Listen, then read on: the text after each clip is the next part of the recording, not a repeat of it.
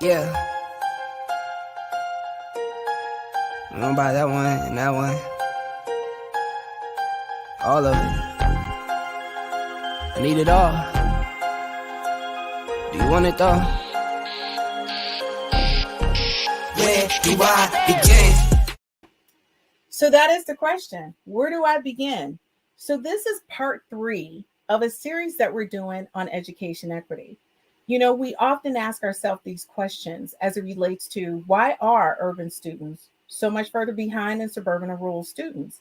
Well, if you haven't worked in urban education, you might not be able to answer that question because I always have conversations around we all have the same curriculum, resources, and tools and access to education. So why are we still behind? And we're still talking about this 40 years later. So just to do a quick recap from last week, we talked about No Child Left Behind, the Common Core standards, and we talked about merit pay.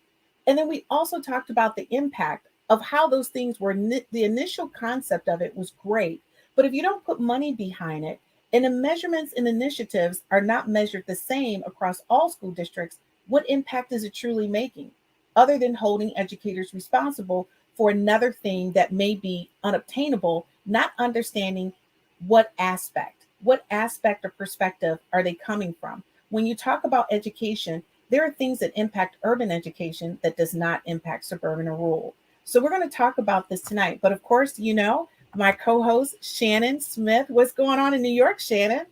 Oh, it's cold. But all is well. How you All doing? is well. Yeah, I'm doing awesome. Of course, you know it's cold here, so it is Detroit. So of course, yes, it's freezing here for sure. it is. It is. I was just telling someone that in Michigan, you kind of drive up, you park in the parking lot, and you hop out. In New York, you're walking for blocks and blocks and blocks. So it's a little bit different here. A little bit It's a different. little bit different. A little bit different. Okay, so like as a follow up, you know, you and I decided to do a series on education equity because it's like a hot topic with all the different initiatives that are happening.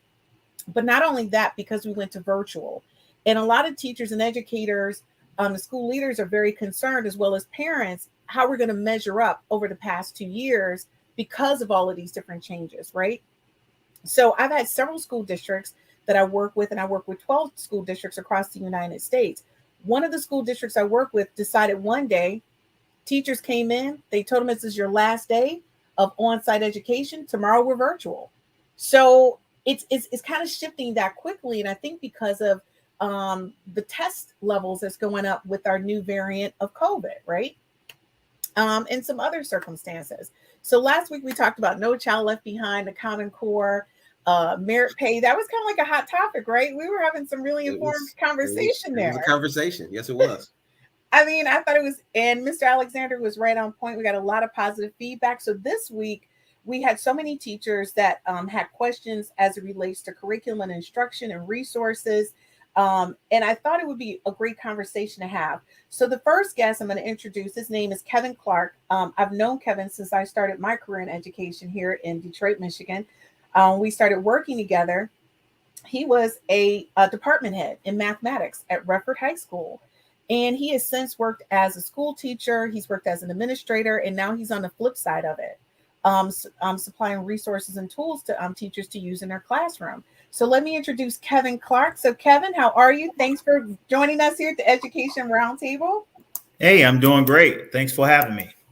So, like I was just telling everybody, when I met you, you were like a curriculum department head at Redford High School, and mathematics is definitely one of the key areas where I think a lot of our kids may have they kind of struggle a little bit, you know, when we talk about urban education. So I look forward to your insight on that because we were right in the root of it. We were like at one of the Redford High School was one of 6 schools that was identified as low performing schools as far as, you know, academic performance.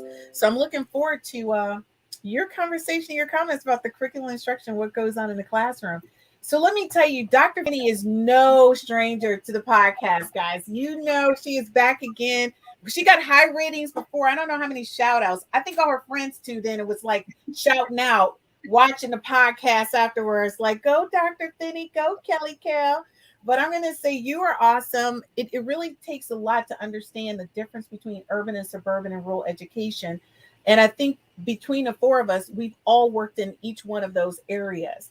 So it's like a larger conversation. I think a lot of times we're always on the defense about what's going on when it comes to urban education and why are the kids so far behind. So before we get going with these, the first question I want to ask you, when we say education equity, what comes to mind, for you? Like Shannon, I'm not going to start with the guests. I'll give them a few minutes to think about it. But Shannon, what comes to mind for you when you think about education equity? So I think about equity on a couple of different levels. One, I think about fully funding and financing education at the state level. That's thing number one. Thing number two is I think about giving kids an opportunity to really be in a system, in a classroom, in a building, in a school that embraces their identities and it embraces who they are. I think that our Black kids in these spaces with these white faces aren't always embraced. And the greatness that is us isn't necessarily always. And I think of it as in there's a kind of a saying in New York, we got to give our kids windows and mirrors. Mm-hmm. And we have to give our kids mirrors to really show them the greatness that's inside them, but also windows to the world to give them an opportunity to see kind of how many opportunities are out there. And so we have to give our kids both of those things. When I think about equity, I think about them getting what they need. And first and foremost, I think about them being in a situation where they're loved and valued and cared for, and states on a policy level fully funding that. And I mention that because New York, for the first time in about 30 years, had a governor that said, we're going to fully fund education. So, yeah. Now that's kudos. I'm going to say we need to give thumbs up to that because education is a huge priority as we progress and move forward. We'll see if it happens. Okay. We'll see if it happens. That's true. I mean, I like the announcement. So the initiative, the announcement is nice. We got to give them kudos for that. Yeah. All right. So Dr. Kelly, what's going on? What's your perspective when we say education equity? What do you think? I agree with Shannon in the fact that we need to make sure that students have the resources that they need. But one thing that I'd like to point out is that we have to realize that equity doesn't mean equal. And so with that said, I think about a picture that we often use in education, and it shows three kids, different heights. They're all trying to watch a baseball game, but there's a fence. And so one kid is the tallest, and then you have the two shorter kids. The tall kid can see the baseball game, but the other two kids can't see the baseball game. So in order for them to see, they have to have risers. But the risers that the kids get are not all the same size. One riser for the one kid is a little bit shorter than the other riser that the other kid needs. And I say that to say that in order for all three kids to have access to see that baseball game, they needed to be lifted up, but some needed to be lifted up a little bit more than the others. I love that analogy. I think that's an awesome analogy, and it kind of really clears up urban, suburban, and rural. And I love that. So we're going to go deeper on that once I talk to Kevin. So Kevin, when you think about education equity, what comes to mind for you? Well, as you stated earlier, I'm on the flip side. So I'm part of a group that creates curriculum too, right? So when creating curriculum, especially in today's world, we think about, first of all, you have to understand the kid itself. Each individual kid is just different, no matter what. But so when we are creating programs or curriculum, it's a challenge. We have to put our materials in different places, from rural to urban to city. So thinking about equity itself, we have to always think about how to understand the kid, understand their needs, develop programs and materials that's going to reflect not just one set of students, but all students. And I'm diving into some things that always needs to take place, no matter what type of materials or curriculum that's out there. You have to have perspectives from all. And when I think about equity, when materials or perspectives for all come into place, is going to help all students, no matter what. I like that. And I think, and a lot of times I think that's an oversight that we often give, is that we don't understand that when curriculum is created, it's not created with one type of student in mind. It's not. And I think sometimes we need to kind of take a different perspective. And I've often thought, because when I went to school, one of my masters is in curriculum and instruction. And I said to them, I said, well, why aren't we offering, if we're offering reading material, why aren't we offering, like, I don't know, modified reading material with the reading material? Like, why aren't we offering a pre-assessment and a post-assessment to see what additional tools and resources students may need, right? And provide that with those regular. So you get regular level and you get, remediated, subsidized, like, resources. I mean, what's the concept behind? Is that just me thinking that? Or is everybody thinking there's not a one size fit all? Like a 14 pair of slacks for ladies don't fit everybody. It just doesn't. Somebody got a small waist, somebody got extra hips, a little thigh on her. We can't do a one size fit all when it comes to curriculum. So I'm often wondering, like, the people who create the curriculum and developing the assessments and the curriculum and instructional resources and tools, do they think about that? When I worked at Create for STEM at Michigan State, we were curriculum developers. That's what we did. And so when we created curriculum, we were creating curriculum for the elementary levels as well as the high school levels. We did take into consideration the needs of our students, making sure they're represented in the curriculum. And then when we field tested our curriculum, we made sure that we field tested it in diverse communities. And I'm going to tell you, especially when it comes to STEM, I speak at a lot of IT conferences and STEM conferences, especially in curriculum and the initiatives that they have across the United States. And that's one of the major concerns I have when I go into school districts. And I'll be honest with you, being a science teacher, I'm normally, when I go to present, it's very few of us who are in science. Mm-hmm. And it's normally me presenting to a group of is not diverse, right? So just coming from that perspective, I'm always trying to figure out, how do I get more people into science and mathematics who are of color so our kids can see that? And I think that's one of the reasons why I fell in love with Clark, because it was just like, wow, okay, somewhere over the rainbow, I see a like-minded person, right? This is like awesome for me. And that was a great bond to have. So when you think about it, and I always tell people, when you think about curriculum, my question is, what type of curriculum materials have the schools been ordering over the past 2 years? Like, Shannon, what have you guys been ordering since you guys have transitioned from face-to-face to pandemic face-to-face? Like, are you guys offering more online, supplemental resources that your kids can use after the school day? And, what does that look like for you guys? Like, where are you investing your money? You guys are the largest school district in the United States. So yeah. So there was a significant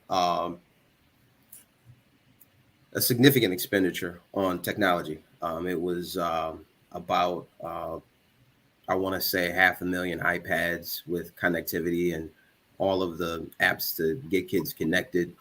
That was I think, honestly, rather short-lived.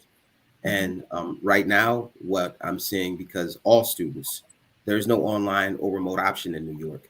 All students are face-to-face with all teachers in all classes.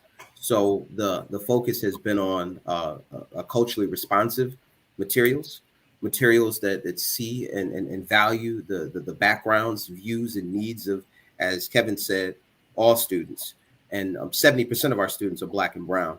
And so that's where really much of the emphasis has been placed.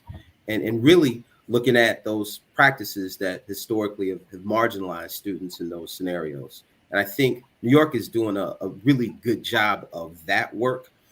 As it relates to materials, it really has been much more along the lines of professional development and helping teachers and leaders rethink kind of how they do what they do. Mm-hmm. But the technology piece has largely, since we've left the remote world, it's honestly, it's not been as largely emphasized. Wow. Okay. And that's interesting, because you guys are the largest school district in the United States, and you guys are face to face. And now, since we've had that new variant of COVID, schools are now switching to virtual. I know, and there's no talk. The numbers are going up. And there's no talk of doing anything but that. And New York is face to face for a lot of different reasons, and I think we can come back to the economics around that when we have a different conversation. I know it's a lot behind that. Okay, so Kevin, from your perspective, since the transition to the pandemic, have you seen an increase in the type of resources that schools have been purchasing for students? Like, are they purchasing more online and versus the hard copy books? Well, you know what? So that's kind of like a two-part answer right now. Mhm. The schools are still hybrid, right? What I mean by that is still you have some that are remote, some of them are, excuse me, using remote materials or using computers online, and some of them are using print. Most of the schools here in Michigan are still face to face. They may have modified schedule, whereas there's a district or a couple districts that go to school 4 days throughout the week and have remote 1 day. With that being said, most of my schools still, the thing what COVID did to a lot of schools, it made teachers start to learn how to use the technology, Mm-hmm. which is a plus. Mm-hmm. Interesting enough, I've been with a company, we have been providing hybrid materials for schools for over probably like 12, 13 to 15 years. Well, at one point, a lot of things came on CD-ROMs, but for the last, I think probably about 8 to 10 years, a lot of things have been available for teachers online. Interesting enough, we provide training, but of course, teachers, I was a teacher as well. You go do what's comfortable for you. If kids are in front of you, you're going to teach with the print materials. Yep. I can go further on as far as what's comfortable and what's not comfortable, but for the most part, print and digital is still being purchased throughout my area for sure. Okay, and it's so, I mean, and I'm kind of surprised too, because I think a lot of schools are doing that hybrid. I mean, Dr. Kelly, when you look at what you guys are doing in your school district, is it a mix?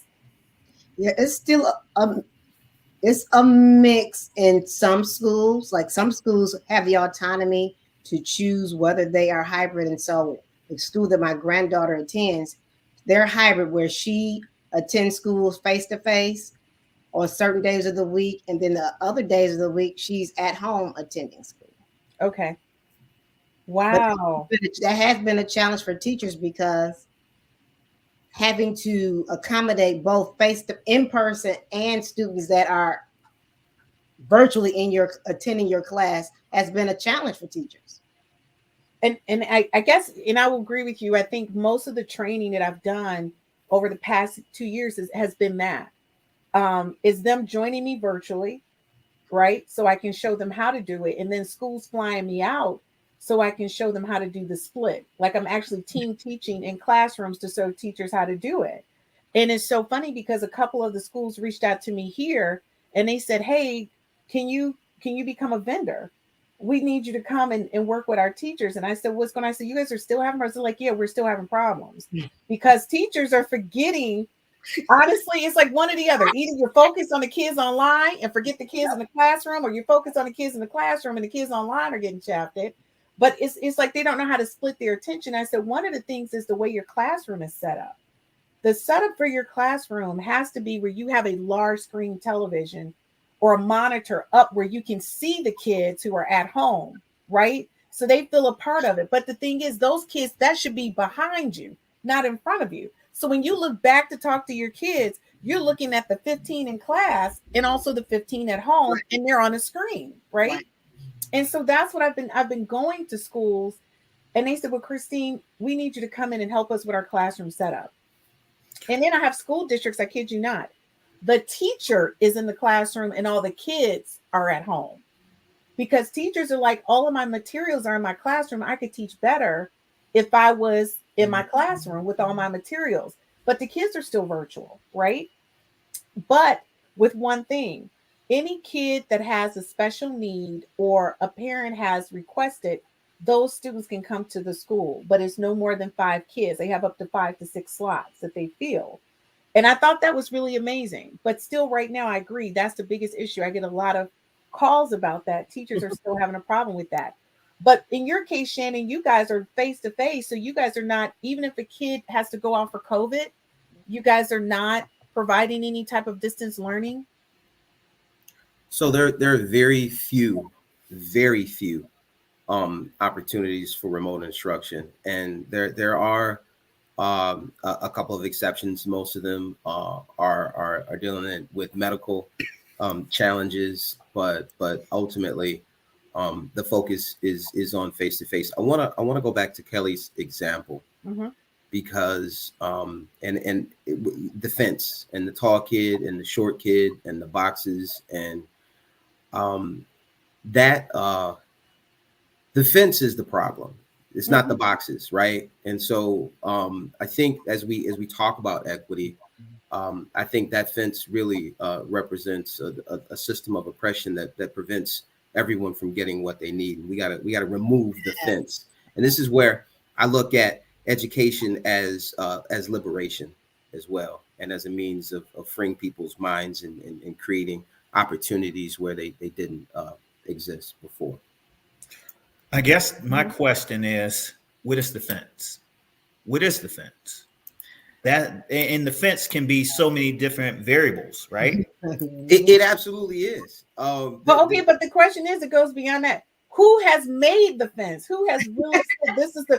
We know who made talk the to those fence, and I people. think we can say it out loud. I mean, we know who made the fence. We know what the fence largely stands for, and I'll go ahead and say it since we're here.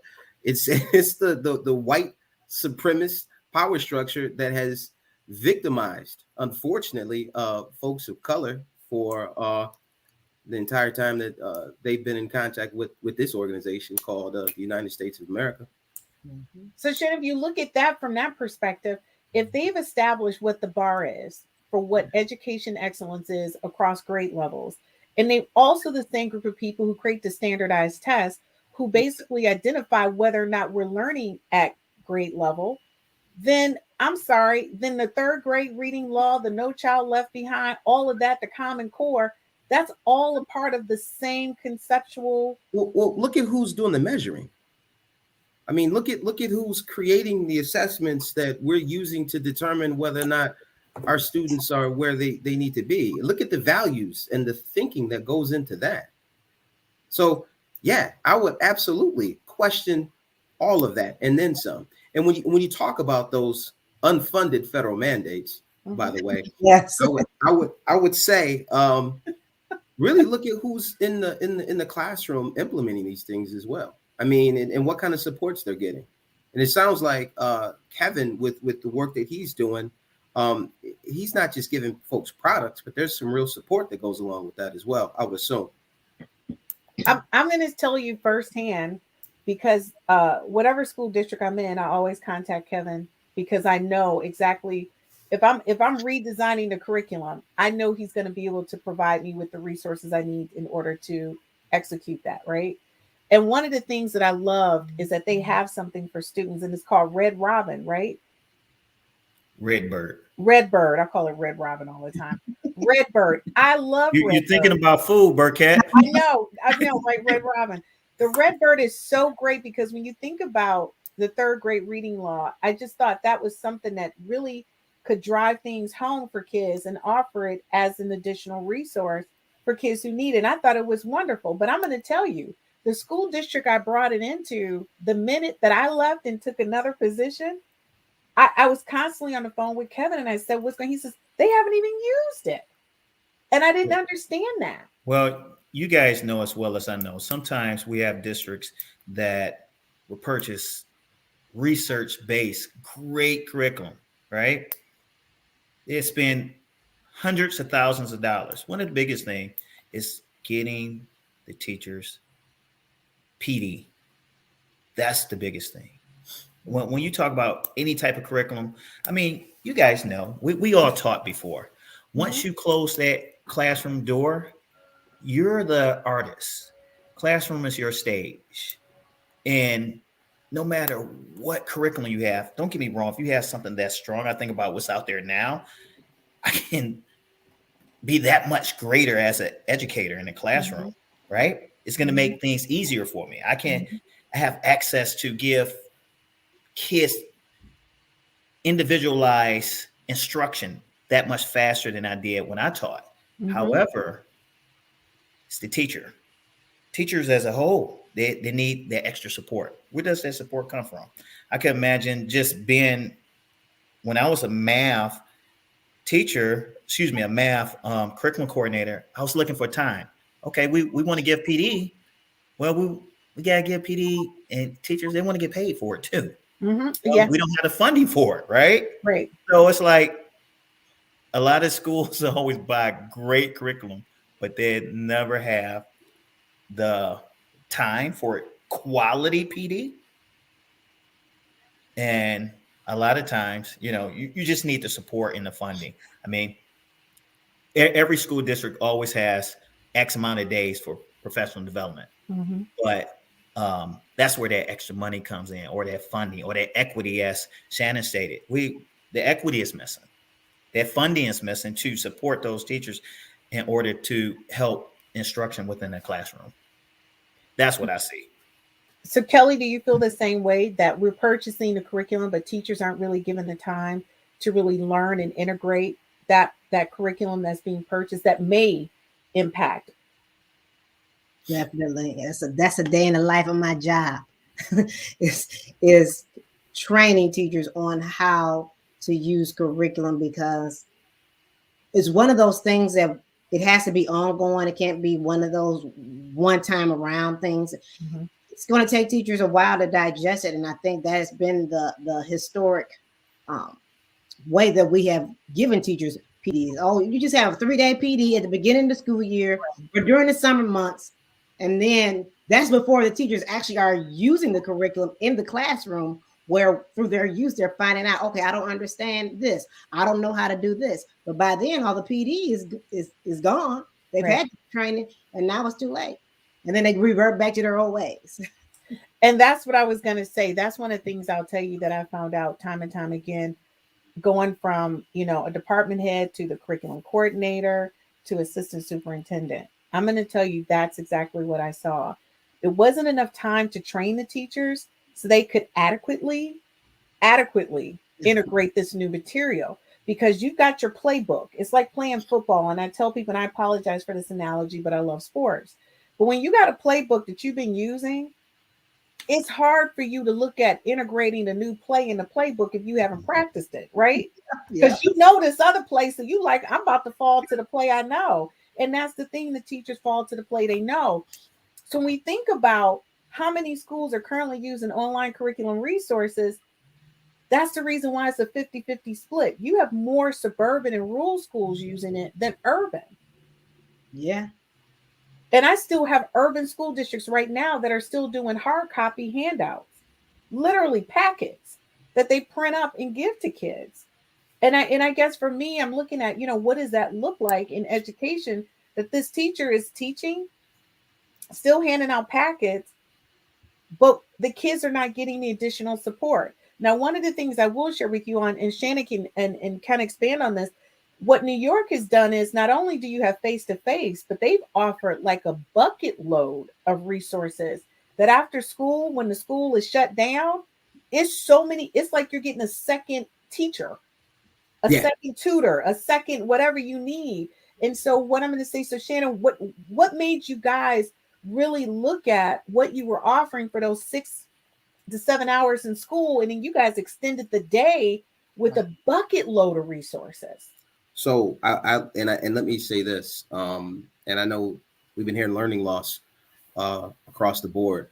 One of the things that New York has realized, there is an infrastructure that's been put in place as far as technology and connectivity is concerned, and they really want to make use of that and provide students with these extension opportunities. And it, as you stated, I mean, it's too many to list with availability, and I'm talking every grade level, everything from apps to extended learning opportunities, all there, all free, all in one place too. So like there's a central portal that a student can log into, and they can get to whatever they want to get to, whatever they need to get to. And so that's it's really well done. And I'd be so happy to come back and at some point, if you'd like to walk through that and show you some of those resources, but it's pretty awesome. That would be great. And that's one of the things when I talk about education equity, it deeply concerns me because we do have a lot of resources, but to Dr. Kelly's point and to Kevin's point, is the professional development. Is giving the teachers the time to learn it. Part of that is a principal's job, though. I mean, and let's principals have the opportunity to manipulate schedules, to create openings, to create spaces, to create common planning periods, to do all of those things, to create the time to make that happen. So I think that when you have constraints, you just have to prioritize. And as a leader, you've got to put that at the top of the list. And, I've been in enough districts, urban districts, with enough brand new books in some storeroom and the kits for science, and no one knows where they are, right? And we find them 5 years later.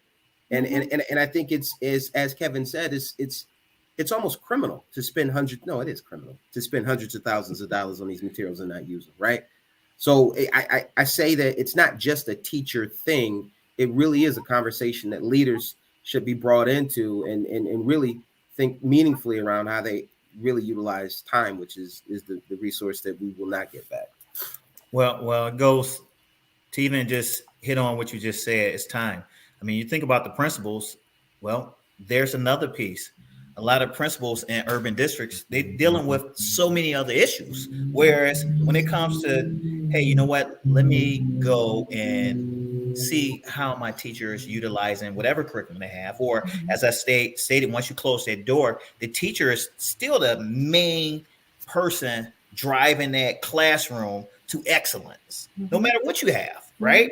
So my thing is, it goes back to what you said earlier, Shannon. You just said it. It's that time.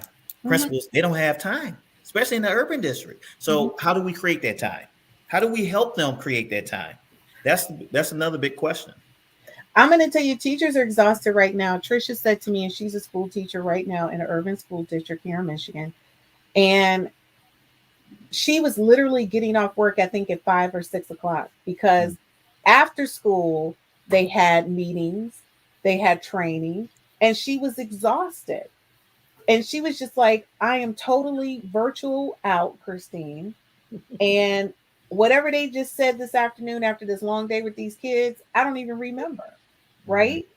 So it's like, when do you fit this into your schedules in order to get this done? And Dr. Kelly, you're doing this all day. So what's your perspective? Like, what's the best way for us to be able to help our teachers so they can help the students? One of the things that we propose is job embedded PD. It has to be during the school day. One of the things that we've implemented right now is virtual Fridays, where all the schools throughout the district are virtual. And so we have proposed, why not make that an asynchronous day where teachers assign students assignments that they can do on their own. And then we can use that time to give our teachers PD. Wow. Because that is the challenge for teachers. They, after school, a bus, weekends, a bus. So when can we do it? During the school day. And Christine, you, Kevin, myself, I don't know about Shannon. You never do. Back in the, do you all remember back in the day in Detroit, we would have like half days where we had people. Yeah. Wait, where do you think I was, Kelly? You think I was not in Detroit with the rest of y'all? You know what? That's fine. That was a personal attack. Your name is on the list. We'll come back. You like bro man from the 6th floor, the 5th floor. I don't know. But yeah, so we remember we used to have those days where we had PD. What happened to that? That's the question. What happened to that? To go further in that, we need quality PD too. I say that because, being a former educator inside the classroom while at the school, because I'm still an educator, but there were times, you get people that would talk to you for 6 hours or 3 hours. And you know what? At the end of the day, you ask yourself, did you take any nuggets and you can utilize tomorrow? And a lot of times I did not get anything. So you need practical PD where teachers can walk away tomorrow and utilize some of the nuggets that they took from the PD right away. So go ahead, Shannon. I just want to go back to something that Kevin said a moment ago, and he's absolutely right. And I think that the job of a principal has really transformed over the past 2-3 decades.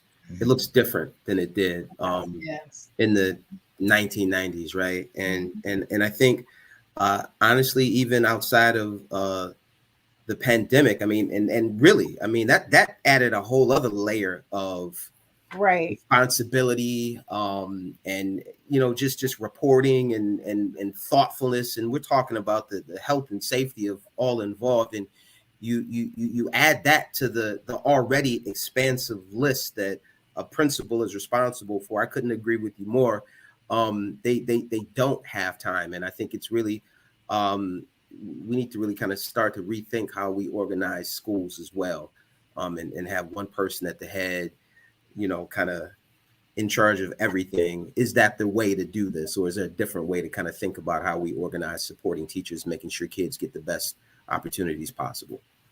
And I'm going to tell you that has been the topic of discussion that I've had with several school districts outside of Michigan. They are really taking a closer look at having an operations person, right? Just like you do any company. Yes. Yeah. You know what I mean? And you want to look at what the CEO does versus the COO. What do they do? Having two, and they were saying initially that was the concept between the principal and the assistant principal, right? But then when you look at it, that's not really the case, and that's not how things are broken down, right? So you really need to look at how to modify that. But I want to go back to something Kevin was saying in relation to professional development and time, and what Kelly was saying when she said that we build it into our day. And I will say to you, for the past 8 to 9 months, that's what I've been doing. During the day, I have weekly trainings with teachers. But one of the things that I've learned being a teacher in a classroom, I break it down. We only do so much, like in a lesson. I'm not throwing it all at them, right? First of all, I sent out a survey and I ask everybody, like, what is it that you want to know about this particular product? Let me know, like, give me all your questions. Then I take those questions and I create a lesson plan, because then I break it down step by step. And I say the first thing you can do, you can use this in correlation with the book that you're currently using to support students who need remedial help. In order to use the remediation tools, and you need to go this section and integrate this. I talk about breaking your students up into cohorts. When you talk about differentiated instruction, you need to look at how you're really teaching your students. And the one teacher, you know what she said to me? How am I supposed to look at the NWA data? I'm supposed to look at the SAT scores. She was saying the state standardized test scores. And then you want me to take the Common Core and put this all into the curriculum and figure out how. And she got stressed out. So she's in the middle of a Zoom, and the woman literally pulled her wig off. And I said, oh my goodness. I said, honey, slow down. And they said, we all want to do what she just did. We want to pull our wigs off. And I said to them, let's avoid that. Let's talk through this. Talk to your school leaders and ask them, what benchmarks are they, standards are they holding you to? Is it the Common Core? Is it the NWA? Like, let's figure out how this is going to work, because if you're measured on NWA data, then let's focus on NWA, and we can't focus on Common Core at the same time. And that's the thing. And we talked about that a little bit last week, Shannon. We talked about all these different initiatives and standards. Teachers don't know what to teach to. Yep. And that's all I've been hearing. Like, Chris, we don't know what to teach to. We're being pulled too many different ways. So when we think about that, guys, my biggest thing, and I'll say this again, what remedial curriculum does your company or your school district currently offer that will help school districts close the learning gaps? Teachers need to know what they're teaching to. Like, we get it. We got the fence. Every kid is on different boxes, right? To give them different levels of understanding of the content they have. We got that part. But a school district needs to decide, what are they teaching to? And then it goes back to what Shannon said. Then we got to look at what your leadership looks like. We need to divide up the responsibility of how we lead instruction, of how we lead school, how we manage school. To Kevin's point, and I'll be honest with you, do you know how many schools buy curriculum and it sits in a room? They're not integrating it. I had a school district, I kid you not, I don't even want to throw them under the bus. They had laptops sitting in a gymnasium for 6 months. Laptops. Kids didn't have they just, you know why? because the person who's the leadership changed and the leader thought it was other things that was more of a priority than getting those laptops out. So again, I'm going to ask remedial curriculum. Teachers are like, how do we teach in a classroom when we may have 3 kids that's at grade level, and 3 kids out of 30 or 35 kids is what percentage? So you got a large population of your students who have IEPs or some type of additional assistance, extended time that they need. But guess what? That generic curriculum that we purchased is not supporting that. That teacher now has to create what? Modified instruction on top of teaching regular instruction when she wasn't given modified instruction. So how do we help those teachers in those classrooms who are recreating a curriculum just to teach it? On top of, I got to teach to the NWA, the Common Core, this test, that test. Like, how do we support those teachers? Well, I can start off answering this. I give you just some experiences that I have had throughout the years working with a company that provides curriculum for school districts over 16 years. A lot of times, remediations are there already. They're built within the curriculum. They're scaffolded in the curriculum. A lot of times, tier 2, tier 3, of course, we're talking about a different type of kid, and you may have to do something else for that type of kid, or the special ed type of kid, or even the EL student. I mean, it just depends on what EL level they're at too, right? But it goes back to what I stated earlier. That's where that PD comes in at. And that's where that teacher as a whole comes in at, because, I mean, a lot of times teachers, they get materials like Kelly stated, oh, let's go ahead and get training over the summer. You really don't know what you don't know until after you use the materials, right? Thank you. And then I like what you said, Burkett, where you give teachers or you give school districts, hey, what questions can I help you with? Well, we always, within my company, we ask those questions after we then gave you the first initial PD, because now we know you have used it and now you know what you don't know. So those are questions. Where can I find the scaffolded differentiation? Or where can I find this to help these type of kids, right?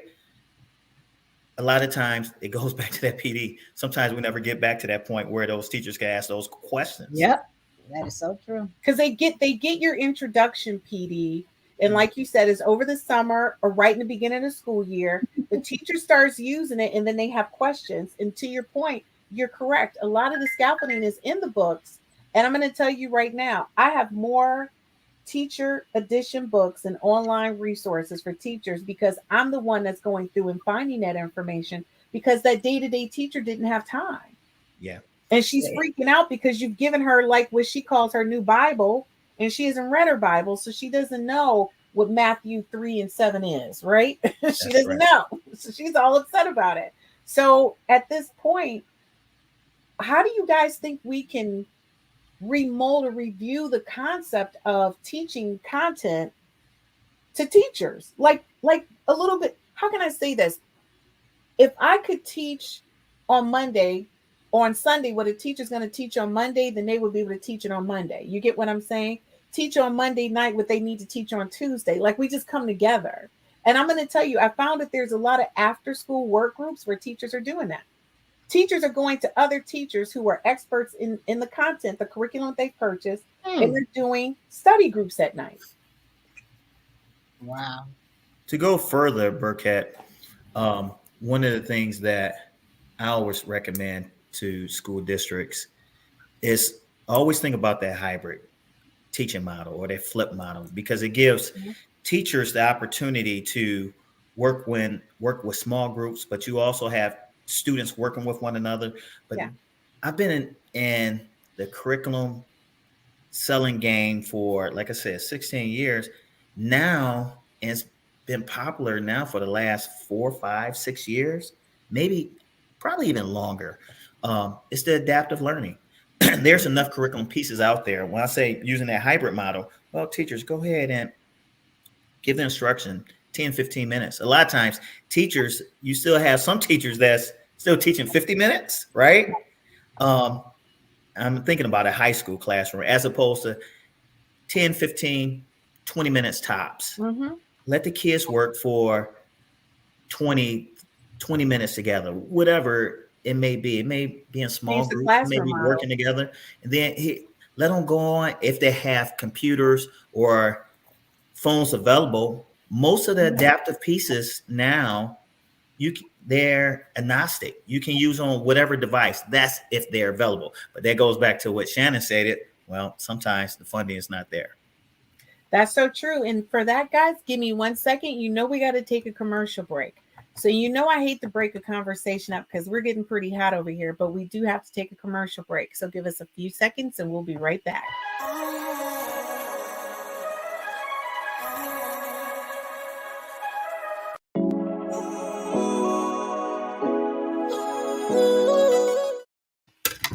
Hey guys, welcome back. And listen, when we talk about hot topics that we have and what goes on in education, I think education equity is huge. But one of the major things that we're missing is what we brought up in like our first session here. Our first session, we talked about, is there enough time? Are educators given the proper time to even learn the material that they need to teach? I mean, just think about it. How long did it take you to become an expert on the way you're teaching right now? And then we throw something new in the mix called technology. And then we throw something else new in the mix, hybrid teaching. So not only do you teach kids the 15 in front of you, you're now teaching the 15 that are online. And we think that teachers can pick up this information and run with it so quickly. I'm going to tell you, a person who has looked at curriculum, who has designed curriculum, it takes time to learn it where you feel comfortable enough in order to teach it. Yeah, the core concepts are there, and that's definitely understandable. But the way we teach, we've got to shift that, and we've got to allow teachers to be more than just executors. Executors of education is something that I think a lot of us are running with. We're just running with it. We're just throwing this stuff out and saying, let's do it, Shannon. I mean, do you think we're taking advantage of our teachers right now? Like they're like the end all be all right now. We're just tossing it.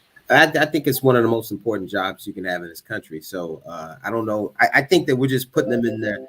We're putting that in perspective. They are the linchpin here, and they are as important as you can get in the realm of jobs and employment. So we're not taking advantage of them. We're putting them in their place. Like, and their place it's a place of prominence.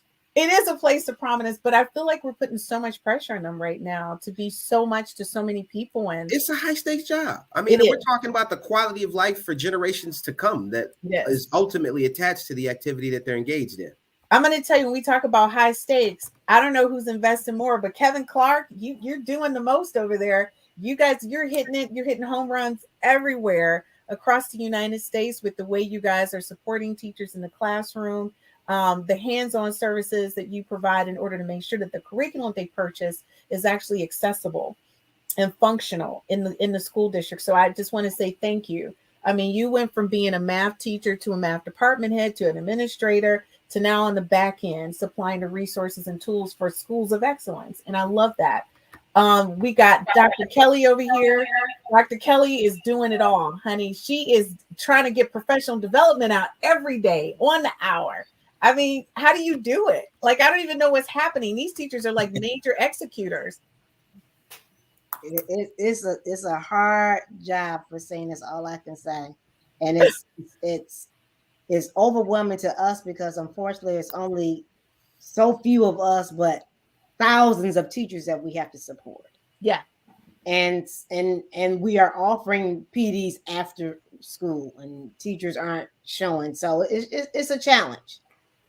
It is definitely a challenge. And I'm going to tell you that is a huge challenge. And I really feel for teachers right now. One of the things the teacher said to me is that we're still not making enough money. No. We're required to know more and learn more faster. And we don't have enough time to do it. And one of the biggest things is that they're saying that the kids are more difficult today than they were years ago. So you're dealing with multiple issues within the classroom, and the kids and the teachers are struggling. I know a teacher recently got disciplined for really kind of defending themselves in the classroom because a kid got in their face and tried to they verbally got it, but they physically, and the teacher defended themselves, and it became a major issue within that school district. Right. So again, we're asking so much of teachers, right? And I don't know what that looks like, but I want to go back to our topic of discussion. Do you think there's a difference in how the curriculum is being executed between urban, suburban, and rural? So Kelly, let's go back to your fence analogy. Okay. And kind of do a little deep dive. Can you kind of break it down for the viewers who are joining us for the second half, once your fence analogy, but as well how that aligns to the question that we're asking, is there a difference in how the curriculum is being executed? Well, as I mentioned earlier, the fence analogy is about 3 kids at a baseball game, and they're trying to see the baseball game over a fence. One of the 3 kids is tall enough to see over the fence, but the other 2 are not. One, and of the 2, one is shorter than the other. And so the analogy is about what these kids need in order to be able to see over the fence. And with the 2 remaining students, they both need a box to stand on, but the box for the students don't have to be the same size in order to give them all equal view above the fence. So I see what you're talking about with your question with urban, suburban, and rural. We can actually make those in our analogy, or apply those to our analogy, in that those 3 kids could be one could be the urban, one could be the suburban, and one could be the rural districts, and what those districts need in order to put all students on the same level is different. And as I mentioned earlier, equity is not about being equal, because what the resources that they need in order to all be on the same level is not the same. Some may need more than the other. And so Shannon, with New York School District, and thank you so much, Dr. Kelly. When you look at New York School District, you guys are spread throughout. You in multiple boroughs across New York. So do you Right. So when you look at education in New York, what do you guys look at to kind of look at one school district against another school district and measuring how those students are learning? Are you guys taking into consideration what? I gotta say this. New York is as a state probably the most inequitable place as it relates to education. Okay. So, but the needs are varied. You've got kids in the Bronx, you've got kids in Manhattan, you've got kids in Staten Island, you got kids in Harlem, you got kids in Brooklyn, you like in Queens, and so they're in all different places, in all different spaces, with all different needs, and just like those children who were standing in front of that fence. I want to be clear that the kids are never the problem, and it's really and we have to approach the work in with that lens. Mm-hmm. Just because the little guy needs 3 boxes, he should get 3 boxes, and that should just be how we do business. But the kid's not the problem. The problem is the problem, and I think that providing those resources should never be considered the problem. Right. Well, Shannon, thank you, and I appreciate you coming on. Hey guys, I do You're have to welcome. tell you, my co-host has to drop off because he's got some things happening in New York. He's got to manage real quick. Have a Shannon, good one. thank you so much. I appreciate you. See you next week, bud. All right, we'll see you guys. All right, buddy. Yep. So, guys, when we look at overall what we're measuring, and I think a lot of times that's always the bigger question. To Shannon's point, if the kid needs 3 boxes so that he can see over the fence, why are we not giving him 3 boxes? But it goes back even further to what Kevin and what you were saying as it relates to, are we giving the teachers what they need in order for the kid to get the 3 boxes? Right? And are the teachers getting what they need to even know that the kid needs the 3 boxes? Whoa, that's deep. Yeah. Right? So that's what I mean. It goes back even further. I think there's just so many layers to this. And that's the reason why, guys, we decided to do education equity as a series. Because when we started the conversation about curriculum, it doesn't end today. Like, we're going to have to pick this up in the new year, right? Because we started out just with a basic conversation defining what education equity was about. That was our first one. Our second one was really having a bigger conversation around the totality, the impact of that, right? Then we talked to an administrator in that part two about the No Child Left Behind, the Common Core, all the different things that have been thrown at the government and federal initiatives, state initiatives, right? But now tonight in part three, we're talking about curriculum. It's not enough time to even look at the bigger picture of how this is impacting each of us in the roles that we play.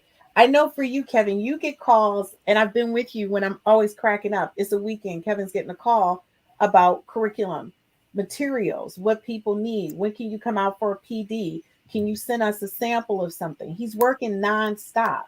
But the thing is, with all the effort and time that's being put into it, you got Dr. Kelly over here, who's on the flip side of that. She's the receiver of all of this.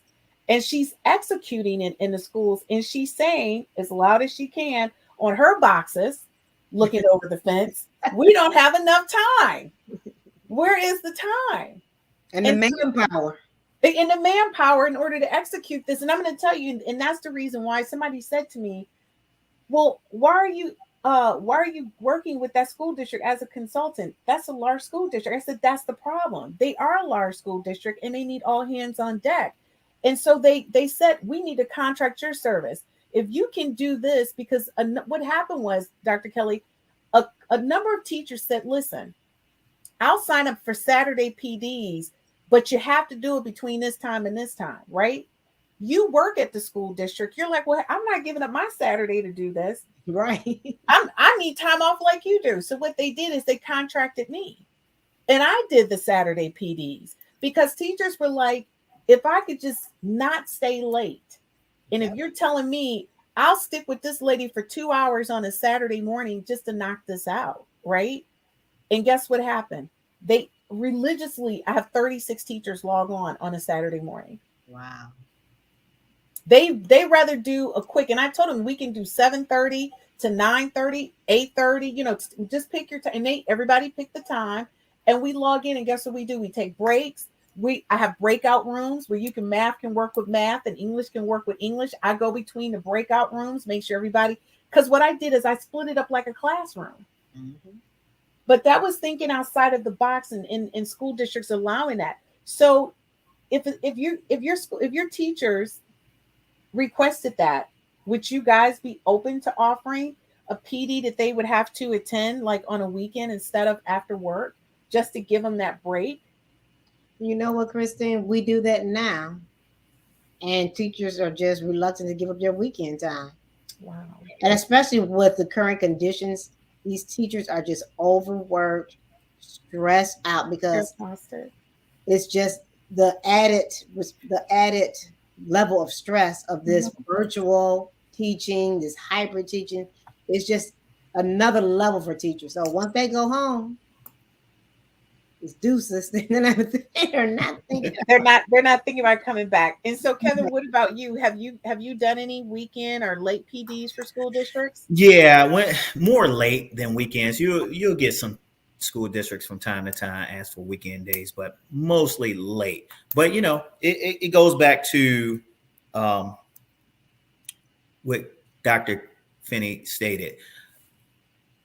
Do the teachers want to stay late, right? Mm-hmm.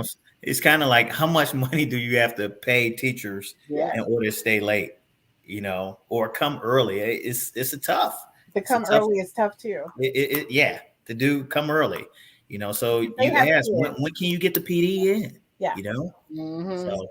So as we close out this session of Educators Roundtable, and as always, you guys know I have so much fun talking about education issues, especially with you, Dr. Kelly. Kevin, we talk all the time about education, which makes it really hilarious for me. But what is one thing that you would like to share as it relates to education equity before we sign off?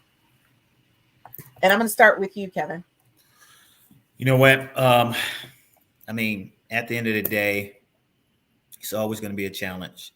And I just go back to kind of what Shannon stated. You need the funding for PD. I look at it as for PD. A lot of it has to come from PD. When it comes to equity, no matter where you are, we're going to have different kids, and different kids have different needs. Different schools have different needs, but everything for me comes back to that funding. Schools get the funding wherever they're going to get it from, federal, state, doesn't matter. Whatever the case is, the funding has to be there in order to help drive or give that kid those 3 boxes to look over their fence. I like that. Dr. Kelly? We talk about the fence and the boxes. But, I just the one point that I want to just leave is that equity does not mean equal. So going back to our analogy, one kid didn't need any boxes.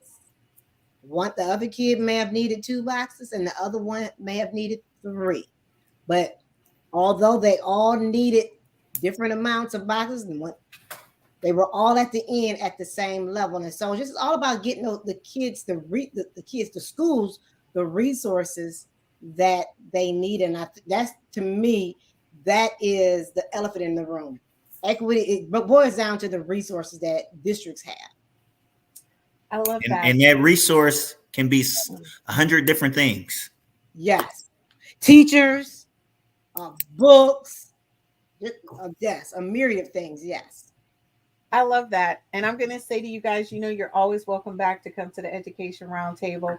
I say to my guests all the time, we always say it's an hour and we think that's a long time, but the hour moves so quickly because we get into these in-depth conversations about education and how we can support education in a more positive way. So Dr. Kelly, thank you for joining me at another session of Educators Roundtable. Thank you so much, Mr. Kevin Clark. I really appreciate you coming on. And I want to say this to our viewers. We had a larger conversation, and our conversation continues to grow around curriculum, around instruction, around standardized testing, No Child Left Behind, Common Core. But like Dr. Kelly said, we talk about education equity. It doesn't mean equal. We need to think about her analogy that she gave. 3 kids and a fence. When we think about that fence and who set those standards or expectations, we need to think about the resources. Kevin brought up his company supplies a mountain load of resources. But when do teachers have time to learn the resources? Dr. Kelly says every day, this is what she does. So we need to think about this. In China, they teach school differently. Ghana, they teach school differently. Teachers have more than enough time to learn their materials and become experts at them. And their students learn efficiently and effectively. So I think we need to start taking a closer look at our education system and whether or not the way we've scoped out what education looks like in America, whether or not it's not open to a shift or a change of ideas of how we can do this. Maybe you need to start looking at what we truly need in order to be number 1 and not number 22 in education. We have less and less people growing in technology and STEM, mathematics, sciences in America than in any other country. But we say that we're the leader. Are we producing the leaders? Are we importing our leaders? Think about that. Education equity is a bigger conversation and one that we will continue in part 4 of our education equity, loss or not.